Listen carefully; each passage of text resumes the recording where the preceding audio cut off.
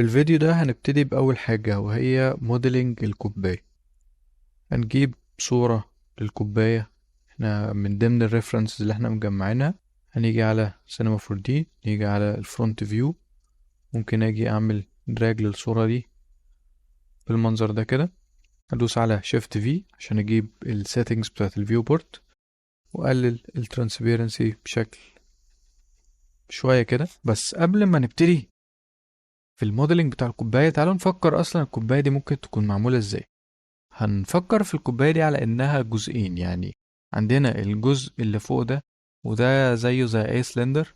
الفكرة كلها في الجزء اللي تحت ده إن فيه تضليعة كده معينة، والتضليعة دي عاملة بشكل ما كأن هنا في زي جزء كده وعاملة الكيرف ده. التضليعة دي لو أنا عملت واحدة وكررتها على شكل دايرة بعدين لحمتها في الجزء اللي فوق، فده بشكل الموديل أو ده بشكل ما أقدر أوصل للكوباية دي. طيب تعالوا نشوف ممكن نعمل ده ازاي. اول حاجه هنزل السلندر لان السلندر هو اقرب شكل اقدر استخدمه دلوقتي. هخلي الهايت سيجمنتس بواحد وهاجي اكبر ده كده، خليه على قد البيس كده وهاجي هنا. طيب هبين شكل السيجمنتس عشان احتاجها وادوس على حرف السي عشان احولها اديتور. بعدين هاجي اسلكت دول وادوس على تي واكبرها بالشكل ده عشان تبقى على قد الكوباية من فوق. بعدين هاجي هدوس انست او اجيب دوس على حرف الاي انست. السمك ده هو ده تقريبا هيبقى سمك الكوباية، يعني ما يبقاش حاجة كبيرة اوي كده وما يبقاش حاجة صغيرة اوي كده، يعني تقريبا سمك الكوباية يبقى حاجة كده. بعدين ادوس كنترول واسحب لتحت لحد النقطة دي كده تقريبا وادوس تي واصغر كده تقريبا بشكل رف كده وصلت لحاجة شبه الجردل كده، ما علينا. طيب بعدين احنا اتفقنا من شوية ان احنا هنفكر فيها كأنها جزئين وهنلحمهم ببعض، فهاجي اجيب لوب كات ادوس على كي بعدين ال او اللوب كات هنا اهو وهقسم دي بالشكل ده كده. طيب هاجي اختار اللوب دي وهدوس شيفت واختار دول، بعدين هضغط رايت كليك واقوم دايس سبليت. سبليت هو خد نسخة، يعني قطع دول كده لوحدهم بس في اوبجكت، بس مازال لان انا خفيت ده الاوبجكت الاصلي زي ما هو.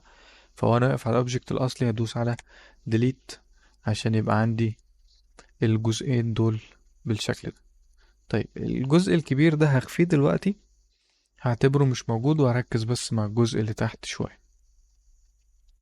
هاجي على التوب فيو، هاجي همسح كل دول كده عشان اتفقنا ان هما كلهم شبه بعض، فبدل ما اعملهم كلهم واحدة واحدة لا انا هركز مع واحدة بس بعدين هكررها عشان اوصل لشكل الكوباية. طيب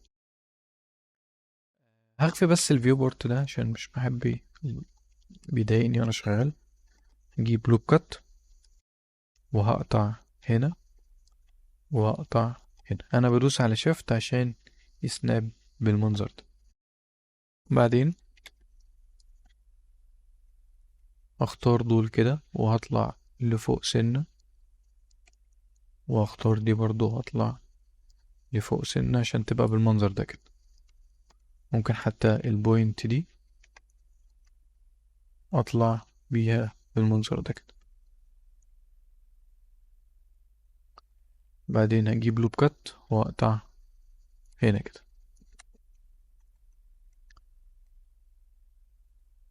هجي في الفرونت فيو اجيب لوب كات واقطع هنا.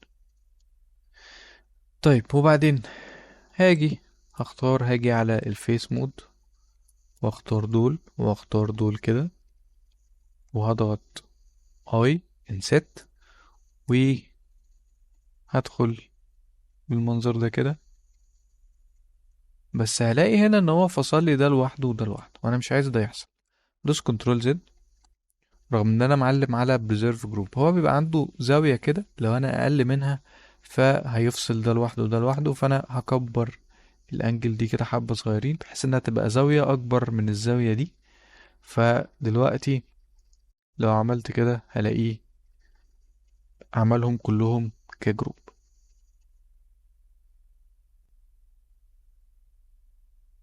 يعني تقريبا بالمنظر ده. فهلاقي ان انا ظهر عندي زي لوب هنا كده، دي هبقى محتاجها. بعدين هاجي على الفرونت فيو برضو. طيب انا عايز اعمل زي لوب كده تبقى تقريبا تعمل لي زي مربع هنا، بس انا هنا بصوا بيعمل الحتة المايلة دي، انا مش عايز ده يحصل، فهختار هنا البلان كات، وهاجي اخلي دي لوكال، واخليه يقطع على الاكس زد فيقطع لي خط مستقيم. فهاجي هنا تقريبا عشان يبقى عندي هنا مربع. بعدين هجيب من البوينت مود لو اخترت البوينت دي وجبت سلايد، انا عايز بقى الحركة دي تحصل في الناحيتين، فبدل ما اعمل دي مرة ودي مرة، اقوم جايب بختار كل ده كده، امسحه، واقوم جايب سيمتري، واحط ده هنا في السيمتري، واقول له ويلد البوينتس يعني الحمهم مع بعض، واخفي البلاد ده بس عشان اعرف اشتغل.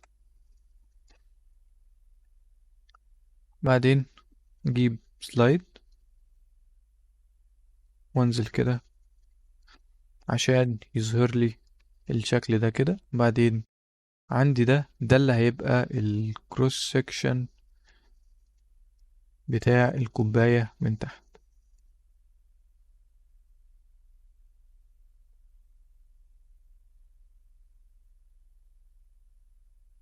يعني ده انا كده كأني باصص للكوباية من تحت، فده الشكل ده هيبقى عامل ازاي.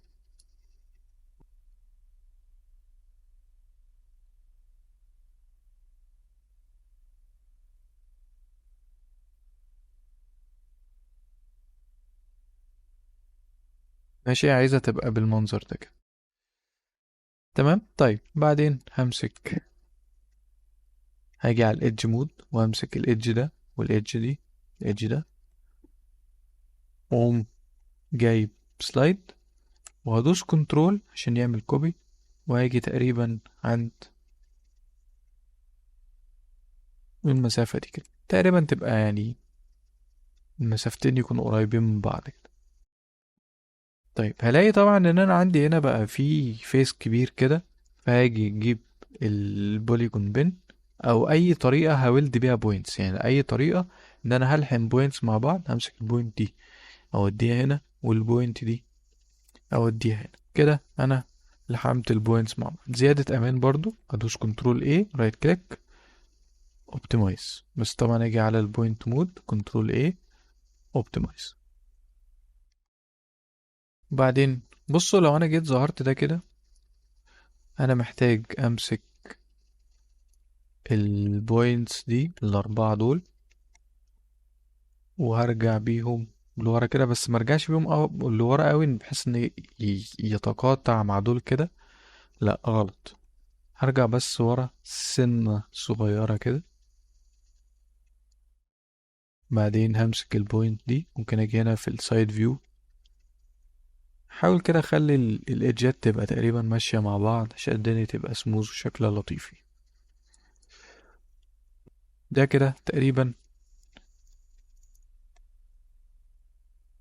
شكل زي ضلع واحد كده من الكوباية. ممكن امسك البوينت دي اعمل لها سلايد كده سنة لفوق.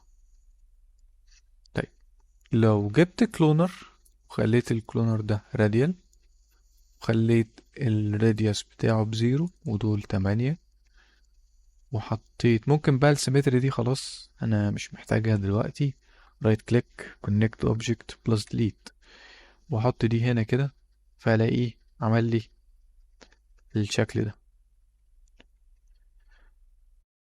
طيب عشان دول اهم 8 نسخ واعملهم على شكل دائري. لو انا جيت ظهرت اللي انا كنت خفيه ده، ممكن اجي برضو اعمل connect object plus delete، واختار دول كلهم كده connect object plus delete وكنترول A optimize عشان يبقوا كلهم بشكل واحد.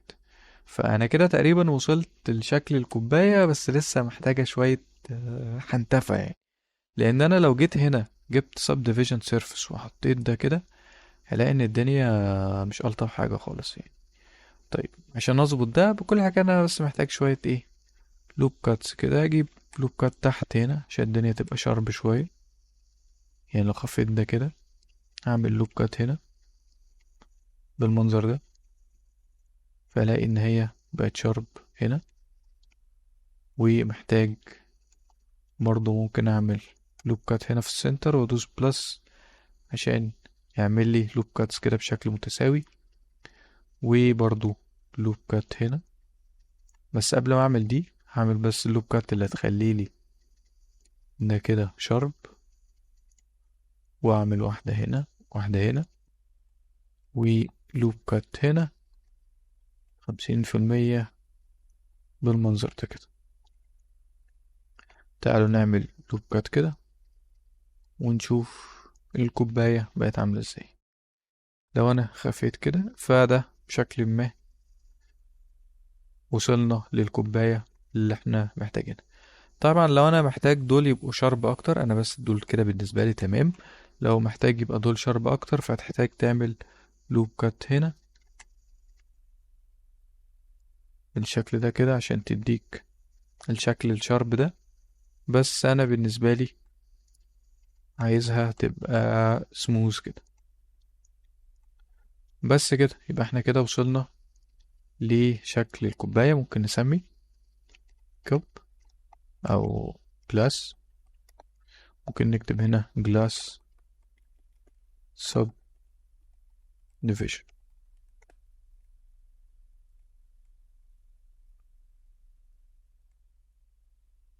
طبعا هي السكيل بتاعها كبير قوي. ممكن ناجي اصغر السكيل بتاعها بحيث ان هو يبقى السكيل. طبعا احنا في ظهرت عندنا مشكلة اهو، ان احنا ما عملناش لوب كاتس جوه. فهاجي هنا اعمل لوب كاتس جوه. برضو هنا ممكن اعمل 3 مثلا، واعمل لوب كات هنا ولوب كات مثلا. لو نشغل هلاقي اهو كده الكوباية ظبطت. بس كده. وما ننساش نسيف الكوباية بتاعتنا، ونكمل الفيديو الجاي ان احنا نعمل التلج ونعمل شكل الليكويد اللي جوه.